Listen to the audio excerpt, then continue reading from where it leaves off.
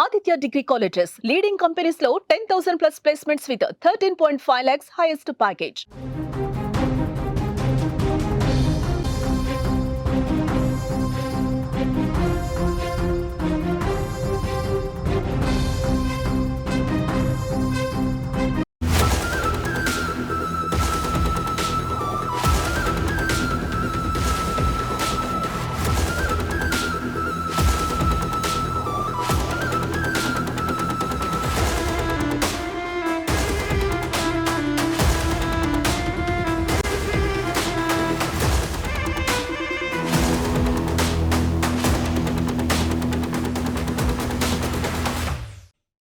Big breaking news చూస్తున్నాం.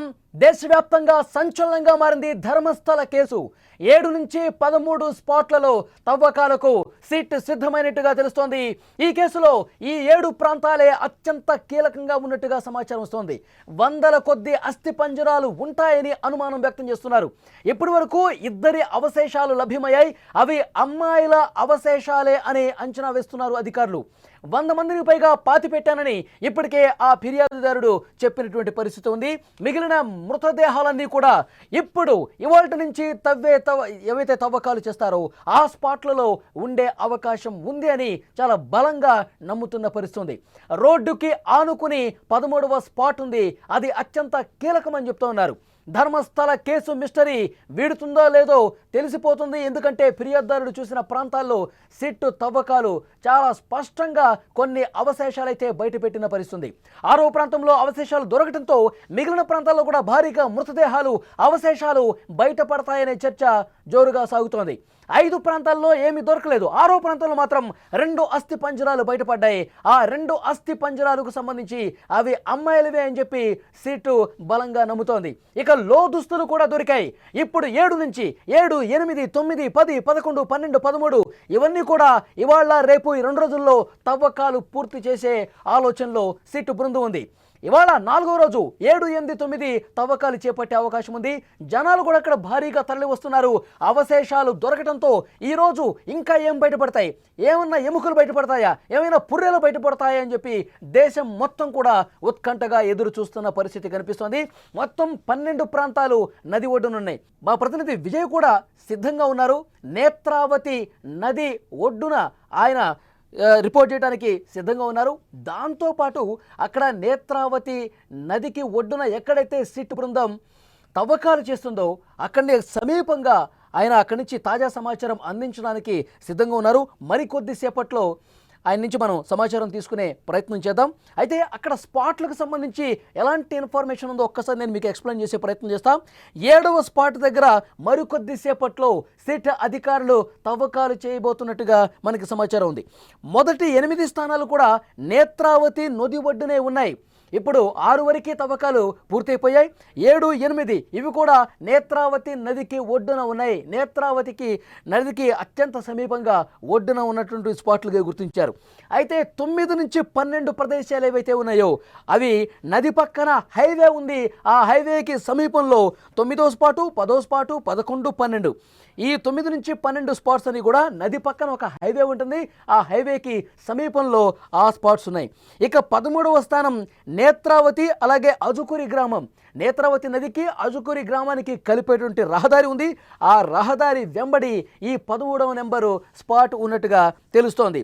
ప్రస్తుతం చాలా వేగంగా తవ్వకాలు కార్యక్రమం అనేది జరుగుతోంది. మొదటి 6 స్పాట్లలో కూడా తవ్వకాలు ఆల్మోస్ట్ పూర్తయిపోయినట్టుగా సమాచారం వస్తుంది. 6వ స్పాట్లో 2 అస్థి పంజరాలు లభ్యమయ్యాయి. 2 మృతదేహాలకు సంబంధించిన అవశేషాలు లభ్యమయ్యాయి. దీంతో దేశం మొత్తం కూడా ఒక షాక్కు గురైనటువంటి పరిస్థితి ఉంది.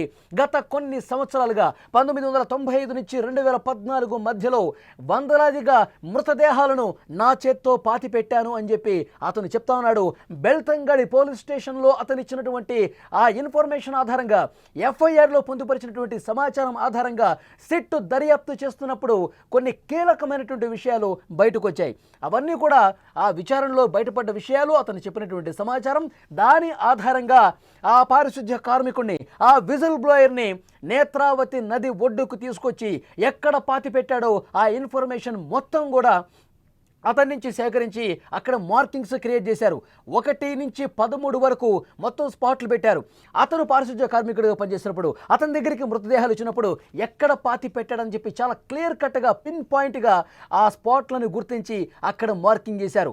మొదటి నుంచి 5 వరకు ఏమీ దొరకలేదు. కేవలం ఒక పాన్ కార్డు దొరికింది, ఒక డెబిట్ కార్డు దొరికింది, ఒక ఎర్రటి జాకెట్ దొరికింది. ఇంకా ఎలాంటి అవశేషాలు లభ్యం కాలేదు. అయితే ఇప్పుడు 6వ స్పాట్లో ఏదైతే తవ్వకాలు చేస్తున్నప్పుడు 2 మృతదేహాలకు సంబంధించిన అవశేషాలు బయటపడ్డాయి. 2 అస్థిపంజరాలు బయటపడటంతో మొత్తం దేశం షాక్కు గురైన పరిస్థితుంది. ఇక ఇక్కడి నుంచి 7, 8, 9, 10, 11, 12, 13 ఈ స్పాట్లలో భారీ మొత్తంలో మృతదేహాలకు సంబంధించిన అవశేషాలు బయటపడే అవకాశం ఉందని చెప్పి చాలా స్పష్టంగా సమాచారం వస్తున్నటువంటి పరిస్థితి కనిపిస్తుంది. అక్కడి నుంచి మరింత ఇన్ఫర్మేషన్ తెలుసుకుందాం. మా ప్రతినిధి విజయ్ నేత్రావతి నదికి ఒడ్డున ఉన్నారు. ఎక్కడైతే తవ్వకాలు జరుపుతున్నారో ఆ తవ్వకాలకి అత్యంత సమీపంగా మా ప్రతినిధి విజయ్ సిద్ధంగా ఉన్నారు ఇన్ఫర్మేషన్ అందించడానికి. ఎస్ విజయ్, అక్కడ ఏం జరుగుతుంది? సిట్ అధికారులు అక్కడ వచ్చారా? 7వ స్పాట్ని తవ్వే పరిస్థితి ఎప్పుడు స్టార్ట్ అయ్యే అవకాశం ఉంది? ఎస్ వాళ్ళి ప్రస్తుతం నేను నేత్రావతి నది ఒడ్డున ఉన్నాను. ఈ బ్రిడ్జి మీద నుంచే నేరుగా ధర్మస్థల దేవస్థానానికి ఆలయానికి చేరుకోవాలి. ఇటువైపు చూస్తే నేను నిల్చుకోనటువంటి ఈ ప్రాంతానికి వెనుక వైపునే అక్కడున్నటువంటి ఆ చెట్ల పొదలు, అంటే ఆ అటవీ ప్రాంతంలోనే ఇప్పుడు ప్రస్తుతం తవ్వకాలు జరుగుతున్నాయి. అయితే నిన్నటి వరకు 6 ప్రాంతాల్లో 6 లొకేషన్స్ లో తవ్వకాలు జరిగాయి. 6వ లొకేషన్ లో 2 మృతదేహాలకు సంబంధించినటువంటి అస్థి పంజరాలని అధికారులు స్వాధీనం చేసుకున్నారు. అయితే ఈ 2 కూడా మహిళలకు సంబంధించినటువంటి అస్థి పంజరాలు అనేటువంటి ఒక అంచనాకైతే ప్రాథమికంగా వచ్చినట్టుగా తెలుస్తుంది. అయితే ఇప్పుడు నిన్న 6వ లొకేషన్ లో దొరికినటువంటి అస్థి పంజరాలు కొన్ని కేవలం అంటే మెన్స్ మాత్రమే అక్కడ తవ్వకాలు జరిపి అక్కడ ఉన్నటువంటి అస్థి పంజరాలని కొన్ని అడుగుల లోపల నుంచి బయటకు తీసినటువంటి పరిస్థితి. ఇవాళ నేరుగా అంటే నిన్న దొరికినటువంటి కొన్ని ఆధారాలని ఆధారంగా చేసుకొని ఇవాళ మళ్ళీ కూడా సేమ్ అదే లొకేషన్ లో అంటే 6వ ప్రాంతాల్లోనే తిరిగి మరింత లోతుగా కూడా తవ్వకాలు జరిపేటువంటి పరిస్థితి అయితే చాలా స్పష్టంగా కనిపిస్తుంది. ఇవాళ కొద్దిసేపటి కిందట నేరుగా అక్కడికి తవ్వకాలు జరిపేటువంటి ఎవరైతే కూలీలు ఉన్నారో వారితో పాటుగా ఒక ఎస్కవేటర్ ను కూడా అక్కడికి తీసుకువెళ్ళడం జరిగింది. అంటే ఒక మినీ జేసీబీని కూడా అక్కడికి తీసుకువెళ్ళడం జరిగింది. సరిగ్గా నేను నిల్చుకున్నటువంటి ప్రాంతానికి ఒక 50 నుంచి 70 అడుగుల దూరంలోనే ఈ తవ్వకాలు జరుగుతున్నాయి. నేత్రావతి నది మనకు కనిపిస్తున్నటువంటి ఆ ప్రాంతమే. ఈ ప్రాంతానికి అటువైపు ఉన్నటువంటి ఒడ్డు ప్రాంతంలోనే ఆ ఒడ్డునే 7వ ప్రాంతం కావచ్చు, అదేవిధంగా 6వ ప్రాంతం కావచ్చు, ఇవన్నీ కూడా ఉందని చెప్పాలి. అయితే ఉదయం నుంచి కూడా 11 గంటల నుంచి తవ్వకాలు ప్రారంభమయ్యాయి. ఈ 3 రోజులు కూడా మొదటి రోజు నుంచి నిన్న 3వ రోజు వరకు కూడా జరిపినటువంటి తవ్వకాలకు వాతావరణం అనుకూలించలేదు. అయితే ఇవాళ నుంచి మాత్రం వాతావరణం అనుకూలిస్తుంది. ఎక్కడ కూడా ఉదయం నుంచి వర్షం లేదు, ఎండ వాతావరణం ఉంది. కాబట్టి తవ్వకాలు మరింత వేగంగా జరిగేటువంటి అవకాశం ఉంది. సో ఇంకా కూడా మృతదేహానికి సంబంధించినటువంటి అస్థిపంజరాలు లేదా ఎముకలను కూడా ఇంకా కూడా స్వాధీనం అవుతాయనేటువంటి ఉద్దేశంతోనే తవ్వకాలు జరుపుతున్నట్టుగా మనకి చాలా స్పష్టంగా తెలుస్తుంది. పెద్ద ఎత్తున కూడా స్పాట్లో ఇక్కడికి రావడం 2 అస్థి జరిగింది. పంజరాలు అలాగే లభ్యమైనటువంటి నేపథ్యంలో ఇంకా అక్కడే మరికొంతసేపు తవ్వే అవకాశం ఉందని ఒక చర్చ జరుగుతుంది. నిజమేనా? లేదంటే 7వ స్పాట్కి వెళ్ళిపోతారా? నిన్న దొరికినటువంటి 2 అస్థి పంజరాలు కూడా 6వ స్పాట్ లో దొరికినటువంటి అస్థి పంజరాలు. ఒకే ప్రాంతంలో అంటే ఒకే గుంతలో 2 డెడ్ బాడీస్ ని పూడ్చి పెట్టారా అనేటువంటి అనుమానాలు అయితే చాలా స్పష్టంగా వ్యక్తమవుతున్నాయి. అతను ఎవరైతే కంప్లైంటర్ ఉన్నారో ఆయన చేసినటువంటి కంప్లైంట్ బేస్ చేసుకుంటే దాదాపుగా 100కు పైగా శవాలను నేను పాతి పెట్టాను అనేటువంటి ఒక కంప్లైంట్ ఇచ్చినటువంటి పరిస్థితుల్లో నిన్న దొరికినటువంటి అస్థి పంజరాలు కూడా ఇప్పుడు ఈ అనుమానాలకి బలం చేకూర్చేటువంటి పరిస్థితి చాలా స్పష్టంగా కనిపిస్తుందనే చెప్పాలి. ఎందుకంటే ఒకే స్పాట్ లో 2 అస్థి పంజరాలు దొరికాయి కాబట్టి ఈ ప్రాంతంలోనే మరిన్ని మృతదేహాలకు సంబంధించినటువంటి ఆధారాలు కూడా దొరికే అవకాశం ఉంది అనేటువంటి కోణంలోనే ప్రస్తుతం తవ్వకాలు జరుగుతున్నాయి. ఇవాళ 6వ స్పాట్ లోనే ఇంకా కూడా తవ్వకాలు కొనసాగుతున్నాయి. 7వ స్పాట్ లో కూడా తిరిగి కాసేపు తర్వాత తవ్వకాలు ప్రారంభమయ్యేటువంటి అవకాశం ఉంది. ఒక్కొక్క రోజుకి 3 స్పాట్స్ ఎంచుకున్నారు. ఆ ఏటీఎం కార్డు కావచ్చు, పాన్ కార్డు కావచ్చు, ఒక రెడ్ జాకెట్, రెడ్ బ్లౌజ్ కూడా కనిపించింది. అలాగే లక్ష్మి అనేటువంటి ఒక మహిళకి సంబంధించినటువంటి ఐడెంటిటీ కార్డ్స్ కూడా స్వాధీనం చేసుకున్నటువంటి పరిస్థితి. ఆ తర్వాత నిన్న 3వ రోజున ఒక కీలకమైనటువంటి ఎవిడెన్స్ అయితే దొరికిందనే చెప్పాలి. 3rd డేన 6th స్పాట్ లో దొరికినటువంటి అస్థి పంజరాలని ఇప్పుడు ఫోరెన్సిక్ నిపుణులు స్వాధీనం చేసుకున్నారు. సో ఫోరెన్సిక్ నిపుణులు ఇప్పుడు దాన్ని పరీక్షలు నిర్వహించి ఈ చనిపోయినటువంటి వారు అంటే ఇప్పుడు దొరికినటువంటి అస్థి పంజరాలు ఎలా చనిపోయారు, ఆ అస్థి పంజరాలకు సంబంధించినవి అవి మహిళల అస్థి పంజరాలా లేదంటే పురుషుల అస్థి పంజరాలా? అందరూ భావిస్తున్నట్టుగానే మహిళల అస్థి పంజరాలు అయితే వాళ్ళ వయసు ఎంత, చేసినటువంటి కంప్లైంట్స్ అంతా కూడా మొత్తం యువతులకు సంబంధించినవే. 30 సంవత్సరాల లోపల ఉన్నటువంటి మహిళలకు సంబంధించిన, యువతులకు సంబంధించిన, బాలికలకు సంబంధించినటువంటి మృతదేహాలను తానే పాతి పెట్టాను అనేటువంటి ఒక సంచలనమైనటువంటి ఫిర్యాదు చేసినటువంటి విషయం తెలిసిందే. ఇప్పుడు అక్కడ తవ్వకాలు జరిపి కొంతమంది ఒక టీం కూడా అక్కడ బయటకు వస్తున్నారు. ఇప్పుడే కొద్దిసేపటి కిందట చాలా మంది అధికారులు కూడా లోపలికి వెళ్ళడం జరిగింది. ఉన్నటువంటి వారందరూ కూడా ఒకసారి చూసినట్లయితే కొంతమంది ఒక 6 మంది బయటకు వస్తున్నారు. అక్కడికి కొన్ని కుర్చీలను కూడా లోపలికి తీసుకెళ్లారు. అంటే ఒకే ప్రాంతంలో ఇవాళ తవ్వకాలు ఎక్కువ సేపు జరిపేటువంటి అవకాశం ఉంది. దీన్ని బట్టి అర్థం చేసుకుంటే దాదాపుగా అక్కడ లోపల ఉన్నటువంటి ఐపీఎస్ ఆఫీసర్స్ కావచ్చు, ఫోరెన్సిక్ ఎక్స్పర్ట్స్ కావచ్చు, వీరందరూ కూడా ఒకే ప్రాంతంలో ఒకే స్పాట్ లో ఇవాళంతా కూడా తవ్వకాలు జరిపే అవకాశాలు చాలా స్పష్టంగా కనిపిస్తున్నాయి. అందుకే ఆ 6వ నెంబర్ స్పాట్ కే నేరుగా కుర్చీలను కూడా తీసుకువెళ్ళడం జరిగింది. ఇవాళ మధ్యాహ్నం నుంచి సాయంత్రం వరకు కూడా అక్కడే తవ్వకాలు జరిపేటువంటి అవకాశం చాలా స్పష్టంగా కనిపిస్తుంది. ఇప్పుడు నేను నిల్చున్నటువంటి ప్రాంతానికి ఈ బ్రిడ్జ్ కి అటువైపున కేవలం 10 అడుగుల దూరంలోనే 8వ నెంబర్ స్పాట్ ఉంది. అంటే 8వ నెంబర్ స్పాట్ లో తవ్వకాలు జరిపితే ఖచ్చితంగా ఇక్కడ నిల్చుకొని చూసేటువంటి వారందరూ కూడా ఆ తవ్వకాలు చాలా స్పష్టంగా కనిపిస్తాయి. కాబట్టి ఇప్పుడు జరుపుతున్నటువంటి తవ్వకాలు 6th నెంబర్ స్పాట్ లోనే నిన్న బ్యాలెన్సింగ్ ఏదైతే స్పాట్ మిగిలిందో ఆ స్పాట్ లో ఇంకా కూడా తవ్వకాలు జరుపుతున్నట్టుగా సమాచారం అందుతుంది. ఆ తర్వాత 7వ స్పాట్ లో తవ్వకాలు ప్రారంభమయ్యేటువంటి అవకాశం ఉంది. ఇప్పుడు 6వ నెంబర్ స్పాట్ లో పడ్డటువంటి ఆ ఇంకా బ్రిడ్జ్ ఎన్ని దగ్గర మృతదేహాలు ఉన్నాయి? అక్కడ స్థానికులు చాలా మంది కనిపిస్తా ఉన్నారు.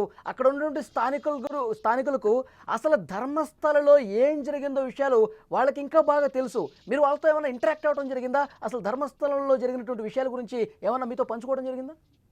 ఒక తెలుగు వ్యక్తికి సంబంధించిన వాళ్ళతో మనం మాట్లాడడం జరిగింది. అతను దాదాపుగా 80 సంవత్సరాల నుంచి ఇక్కడే ఉంటున్నాడు. అయితే వాళ్ళందరూ కూడా ఇక్కడ గ్రామస్తులందరిలో కూడా ఒక్క ఒపీనియనే ఉంది. ఏమిటంటే కొంతమంది రాజకీయ పార్టీలకు సంబంధించినటువంటి వారు ఇక్కడ ఆలయానికి సంబంధించినటువంటి ప్రాశస్త్యాన్ని, ప్రాముఖ్యతను తగ్గించేటువంటి కుట్రలో భాగంగానే ఇదంతా జరిగింది. గతంలో సౌజన్య హత్య ఎపిసోడ్ కావచ్చు, అనన్య భట్ ఆ మిస్సింగ్ సంబంధించినటువంటి ఎపిసోడ్ కావచ్చు, ఇవన్నీ కూడా ఆలయానికి లింక్ చేయడం అనేది ఎంత మాత్రం కరెక్ట్ కాదు. ఇప్పుడు జరుగుతున్నటువంటి సిట్ ఇన్వెస్టిగేషన్ అంతా కూడా ఇది సాక్షాత్తు ఆ శివయ్య, ఆ మంజునాథుడే ఈ దర్యాప్తుని చేస్తున్నాడు. ఎందుకంటే మళ్ళీ మళ్ళీ ఇలాంటి ఆరోపణలు చేయకుండా ఉండాలంటే సిట్ అనేది దర్యాప్తు చేయాలి. మాంగ్లూరు నగరానికి ఇది ఒక 70 కిలోమీటర్ల దూరంలో ఉంది కాబట్టి ఇది అటవీ ప్రాంతం కాబట్టి ఇక్కడ ఇబ్బంది ఉండదు. కాబట్టి ఒకవేళ వాళ్ళకి సంబంధించినటువంటి ఎవరైనా బంధువులు ఇక్కడికి వస్తే వాళ్ళకి ఆ లొకేషన్స్ ను చూపించడం కోసమే ఈ ఐడెంటిఫికేషన్ గా ఉండేటువంటి ప్రాంతాన్ని ఎంచుకున్నారు. ఈ నది ఒడ్డున్నటువంటి ఈ ప్రాంతంలోనే ఆ మృతదేహాలన్నింటినీ కూడా పాతి పెట్టారు. 2006 తర్వాత శ్మశాన ప్రాంతాన్ని ఏర్పాటు చేశారు. ప్రత్యేకంగా ఒక శ్మశానాన్ని ఏర్పాటు చేశారు.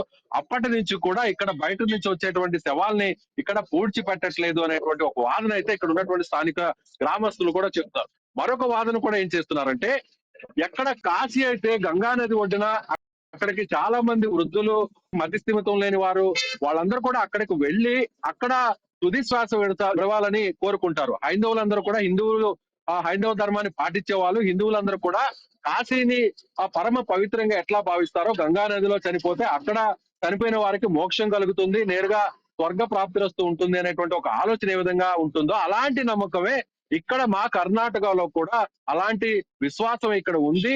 అందుకోసమే చాలా మంది కర్ణాటక చుట్టుపక్కల ఉన్నటువంటి ప్రాంతాల వాళ్ళందరూ కూడా మతి స్థిమితం లేని వారు కానీ లేదంటే అనాథ వ్యక్తులు కానీ అస్థి పంజరాలు మాత్రమే అయి ఉంటాయి అనేటువంటి అనుమానాన్ని ఇక్కడ ఉన్నటువంటి స్థానికులు వ్యక్తం చేస్తున్నారు. వాళ్ళు కూడా ఒకటే చెప్తున్నారు, ఎస్ ఏదేమైనా కానీ ఇప్పుడు DNA పరీక్షలు చేయబోతున్నారు. ఓకే విజయ్, మరింత ఇన్ఫర్మేషన్ కోసం మళ్ళొకసారి మిమ్మల్ని కాంటాక్ట్ అయ్యే ప్రయత్నం చేస్తాం. మరికొద్ది సేపట్లోనే మిమ్మల్ని తీసుకునే ప్రయత్నం చేస్తాం మళ్ళొకసారి లైవ్లో. అది మొత్తం కూడా అక్కడ 12 ప్రాంతాలు నది ఒడ్డున ఉన్నాయి, అడవిలో ఉన్నాయి. 13వ ప్రాంతం మాత్రం రోడ్డుకి సమీపంగా, హైవేకి సమీపంగా ఉన్నటువంటి పరిస్థితి.